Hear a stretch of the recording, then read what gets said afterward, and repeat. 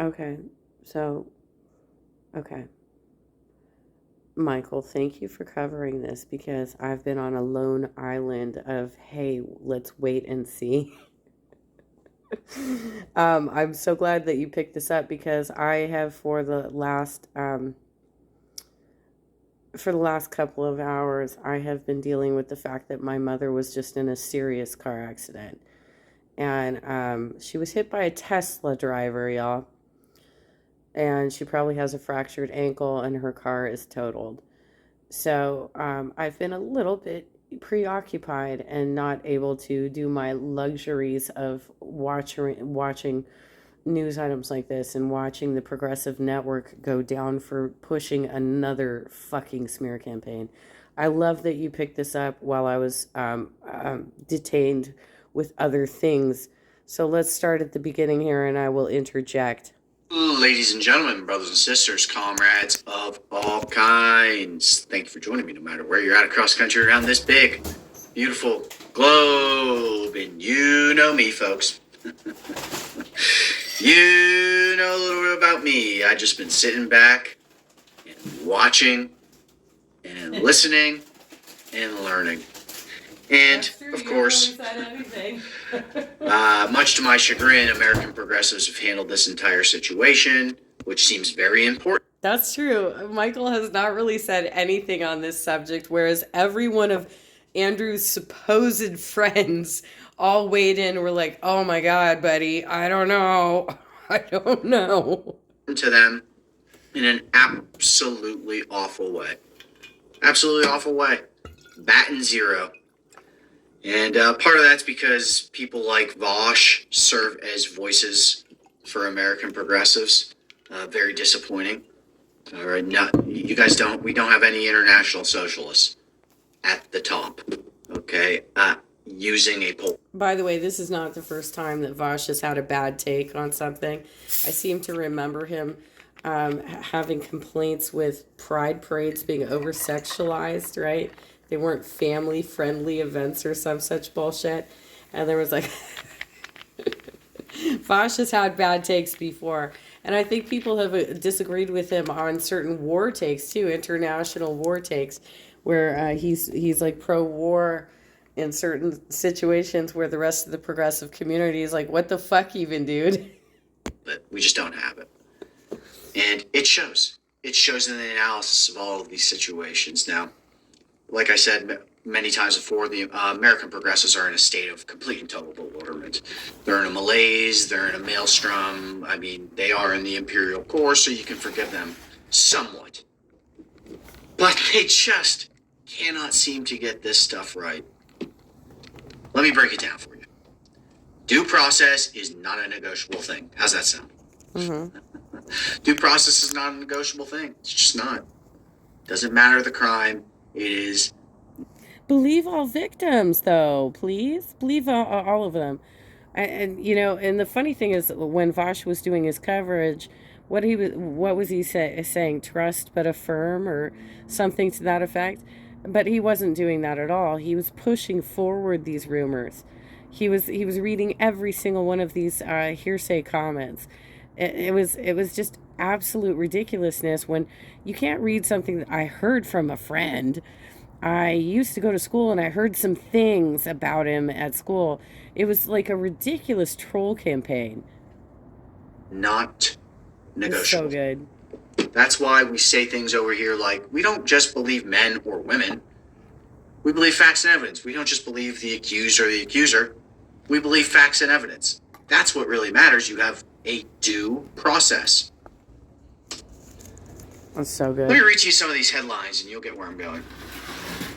Andrew Callaghan responds to sexual assault allegations. Devastated. Now, this is in Variety. We're actually going to read that because it was just like 50 minutes ago. TMZ says, all gas, no brakes. Andrew Callaghan responds to sexual misconduct. Oh, my God. The Daily Beast says, Tim Heidecker dumps Andrew Callaghan over sexual assault allegations. IndieWire, this place rules comic. Andrew Callaghan accused of sexual misconduct. By the way, it did seem to go for most people from sexual assault to sexual harassment to sexual misconduct. Okay, like they're kind of like backing down a little bit. Mm-hmm. All right. I say you need due process to figure that one out. It doesn't matter what I think. when it comes to this stuff. It doesn't matter what. I want to see Vosh's apology for the bullshit he did on this story, which was so fucking irresponsible.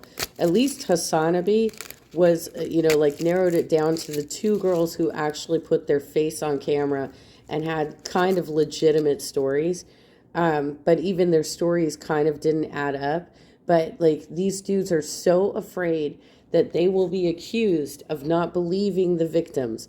They're so afraid that they themselves will get accused of these types of accusations if they are not overly sensitive to these types of claims, whether or not they're realistic or not. You think. All right? Due process is what matters. Get in on it. Promote it. Recruit people for it. You know it's the right thing to do. Now, this is in Variety, and this is by Jordan Moreau and Ethan Shanfield. Thank you for your work there, folks. I'll make sure to put this down below for all y'all. Andrew Callaghan, devastated by sexual misconduct allegations, claims there were repeated requests for money. Okay. Once again, By the way, a fellow who tried to shake me down last summer also did that to me. He was repeatedly asking me for money. Can you loan me a couple $1,000? I can pay you back. He kept asking me over and over again, and I'm like, dude, I'm like really poor right now, and now I'm injured. No, I can't give you money. It's men and women that do this kind of bullshit. it doesn't matter what I think about that necessarily. It doesn't matter what you think about that necessarily. Due process is going to be required to make the final decision, right? Indie filmmaker Andrew Callaghan, known for his Man on the Street Channel 5 YouTube interviews and HBO documentary This Place Rules, has addressed allegations of sexual misconduct that were made against him in early January. By the way, I believe he's a really young guy. He's like 15 years younger than me or so. Not that that matters as it relates to the allegations, but just the fact that he's got like an HBO documentary out there. Way to go, I guess, He was apparently doing stuff at like age 16. He apparently already had like rap videos out and shit, because it came up in my feed that he did an interview with Hasanabi where they pulled up like some old rap footage. Oh, and that's another thing. One of the segments that Vash did when he was reading off all those ridiculous comments is that he misinterpreted one of somebody said, oh, I knew him for all the rapping, and Vash said, oh, I think that's a typo. It's probably raping. No, actually, the dude was rapping. For fuck's sake, Vash. Okay, let's see this. In a statement sent to Variety, Callaghan's legal representative said, Andrew is devastated that he is being accused of any type of physical or mental coercion against anyone. Conversations about pressure and consent are extremely important, and Andrew wants to have these conversations so he can continue to learn and grow. While every dynamic is open to interpretation and proper communication is critical from all those involved, repeated requests for money should not be part of these conversations. Well, I would assume not, right? I would assume not. Let's keep going.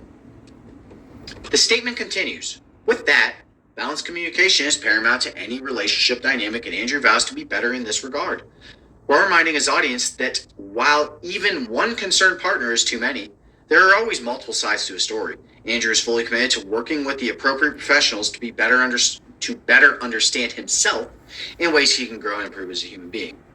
Like I said, he's pretty young, so I would hope you could grow regardless, especially with his growing platform and the vulnerabilities it brings. Okay, let's check this out. A woman named Caroline Elise alleged that Callaghan had stayed at her house and wore her down with requests to have sex until she agreed. He eventually got my consent, but that was because he wore me down, she said in a TikTok video.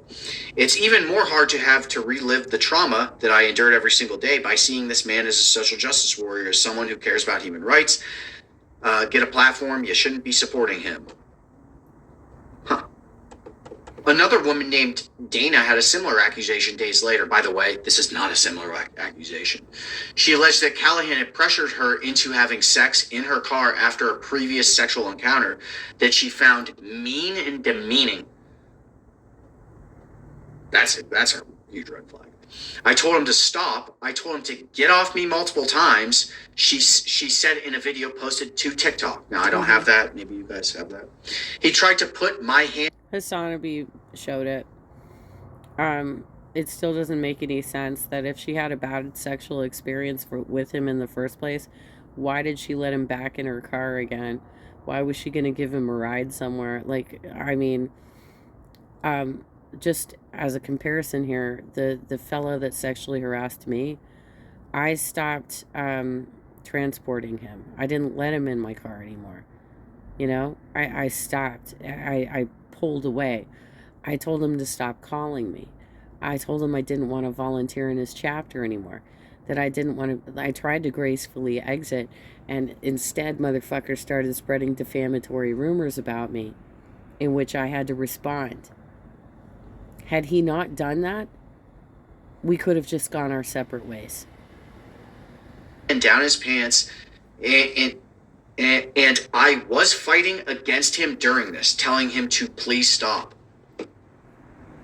If this is true, fry him. Now, like I said, I don't believe her. I don't believe him. I believe facts and evidence. We go with that. All right? You have a due process to find the facts, to get the evidence. Sometimes it's just testimony, okay, under some sort of cross-examination. But there's always, nowadays there's always a little evidence here, text, phone call, whatever. Maybe other people saw. Yeah, but they've already put their texts out there, and all their texts establish is that they did in fact have interactions with him. There's nothing in the text that is like incriminating evidence that he was a rapist. It's just that, hey, yeah, okay, so we had interactions. And that's, I think, the big mistake that H3 made as well, is that he's like, oh no, he agreed that he actually knew these girls. So what? He knew them. He had interactions with them. He may have even had sexual relations with them, which I think they've all admitted to at this point. But that does not settle the argument of consent. And that's where you all got sloppy. How they were acting together, and they kind of try to glean what they can off of that. I understand. You do the best you can because you have to have due process, but it is harder to convict someone of something like this, right? HBO released Callaghan's documentary, This Place Rules, on December 30th, and the film was produced by Tim Heidecker, the guy we mentioned before, Eric Wareheim, and A24 on January 12th. Heidecker addressed the allegations against Callaghan and said there are no plans to work with him again. And I'll read that to you as well, okay? Because I want to address something he said. We're aware of the allegations. We take them very seriously. It's been very sad and disappointing, to say the least. I just want to clarify a couple things. We have no professional relationship with Andrew at this time and have no plans going forward to have any relationship with him, Heidecker said on his podcast. We did produce the movie, and I feel terrible that this film now has these allegations tied to it because some very good people worked very hard on it. I was actually doing a video commentary on that particular broadcast when I got notified that my mother was in a severe car accident. And so I had to cancel it, obviously, because I got the text right then that she was in a severe car accident and that I needed to come to the scene right away. But yeah, I was ripping that video apart because that was some white man bullshit of, oh no, yeah, we hung out with him all the time, but we don't know what he's about. We had no idea that this is what he's about. Look, if dudes know what your dudes are about, you know what they're about. And so if he was doing this kind of bullshit, don't act like you didn't know about it. And if he wasn't doing this kind of bullshit, stand up for the dude. But it's just a movie. And I want to say we believe these women that came forward and, of course, totally condemned the type of behavior that Andrew's being accused of. See how careful he was there? See how careful he was there? He says, I want to say we believe these women that came forward and, of course, totally condemn the type of behavior Andrew's being accused of.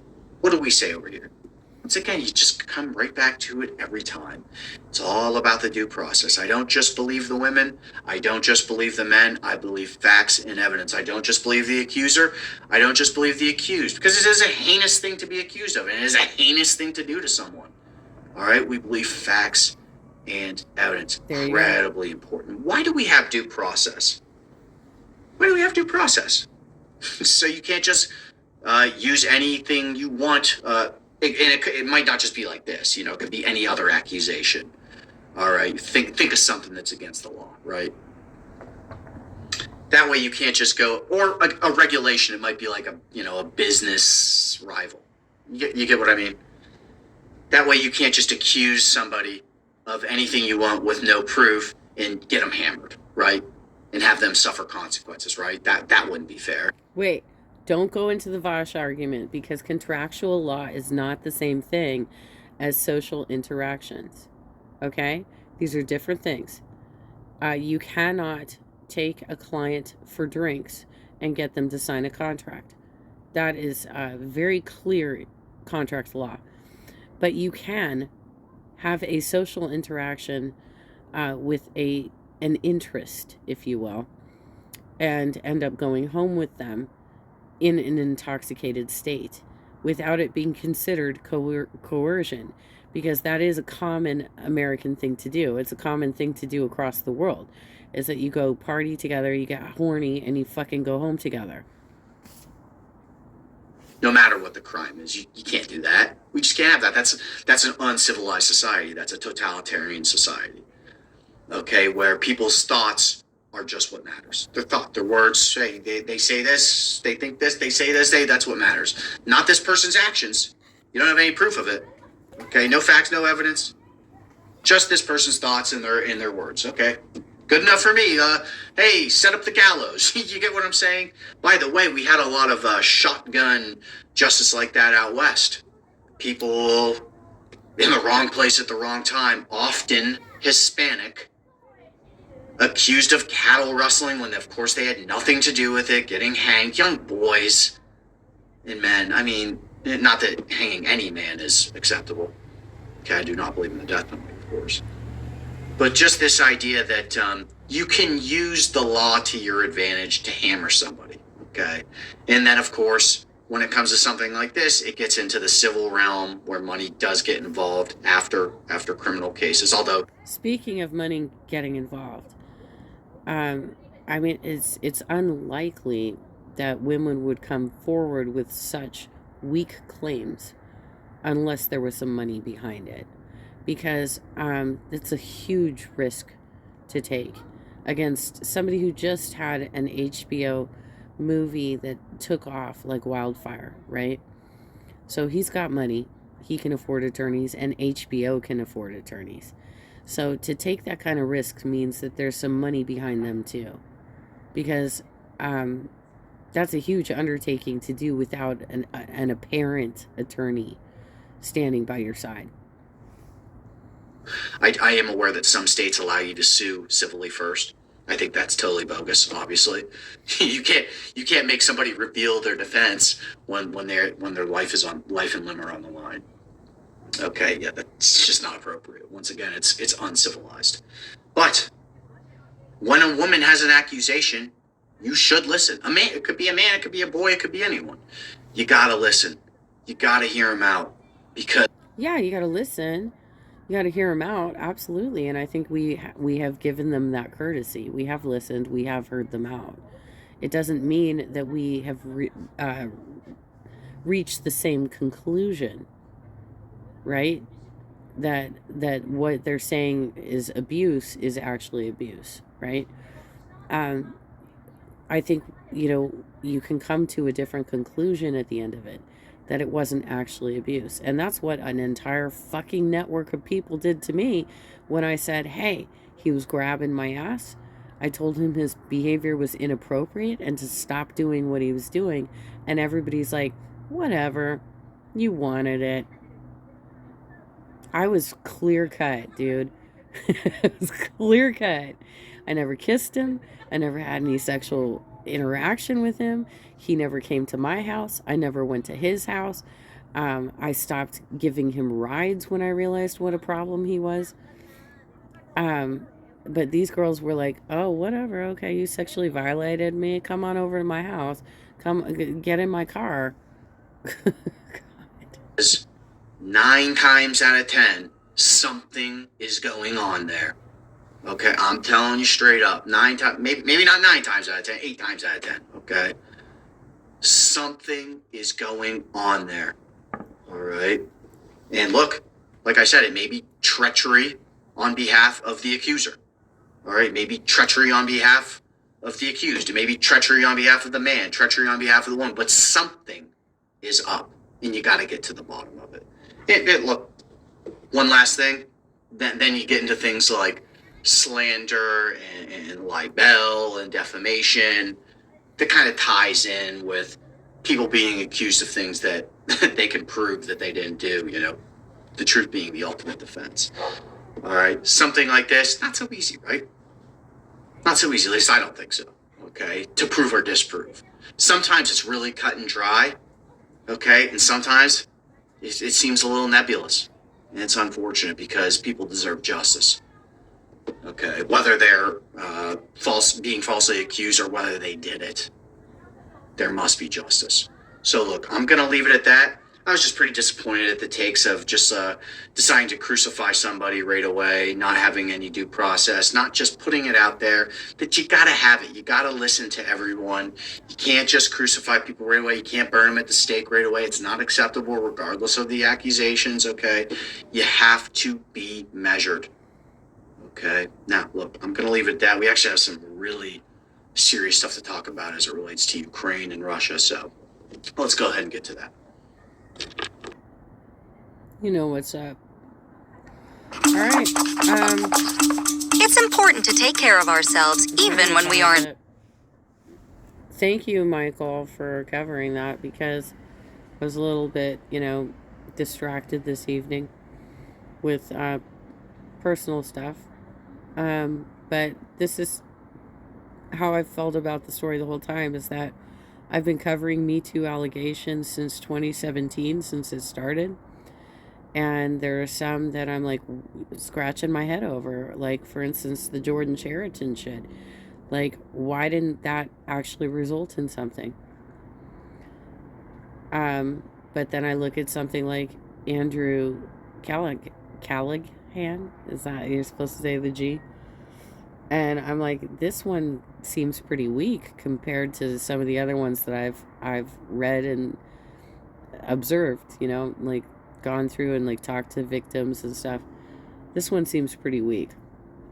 And it also seems pretty contrived. So this is an interesting turn of events. Let's see if there's any court situations out of it.